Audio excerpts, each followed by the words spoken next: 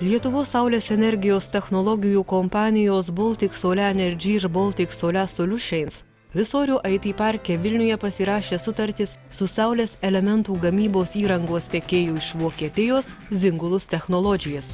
Sandorio vertė beveik 70 milijonų litų. Vokietijos bendrovė už šią sumą įdiegs vieną moderniausių Europoje saulės elementų gamybos liniją bei mokslinių tyrimų ir plėtros laboratorijos įrangą.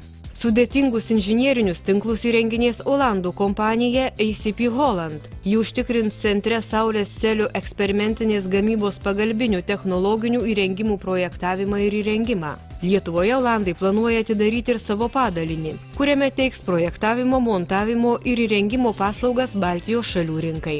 Sutarties pasirašymo metu Zingulus pardavimų direktorius Helmuntas Šilingas džiaugiasi, jog jo atstovaujama įmonė laimėjo šį jiems svarbų konkursą tiekti moderniausią saulės elementų gamybos ir tyrimų įrangą.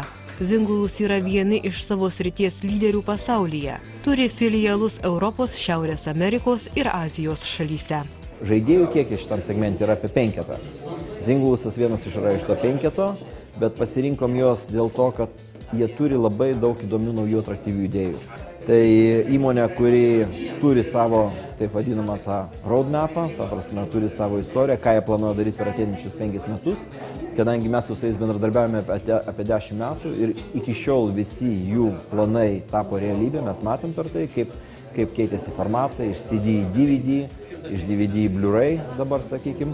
Ir mes ta prasme tikim šitą įmonę ir tikime jos technologiniais sprendimais. Planuojama, kad gamyba centre prasidės 2013 metais, o iki 2014 bendros investicijos į šį 27 000 kvadratinių metrų ploto centrą sieks 150 milijonų litų.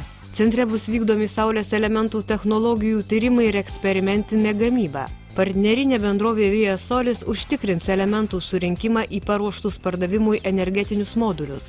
Naujasis fotoelektros technologijų klasteris Visoriuose bus ypatingas tuo, kad čia veiks ir Zingulus saulės energijos technologijų tyrimų centras, kuriame bus apjungtos verslo ir mokslininkų pajėgos, vykdomi tyrimai ir tobulinami saulės elementai bei moduliai, kuriamos ir testuojamos naujausios saulės energijos technologijos, patentuojant išradimus ir konkuruojant su sektoriaus lyderiais pasaulyje.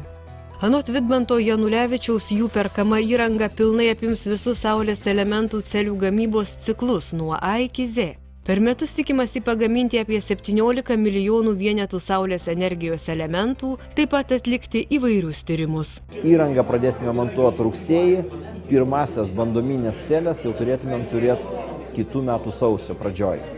Bandominės. Galutinai visą sertifikuosim produkciją, kurį jau galima bus tiekti, sakykime, grinai jau galutiniam vartotojui, aš manau, kad iki balandžio 1 2013 metų. Naujajame centre sukurtos žinios ir saulės elementai bus eksportuojami į Vokietiją ir kitas vakarų Europos šalis.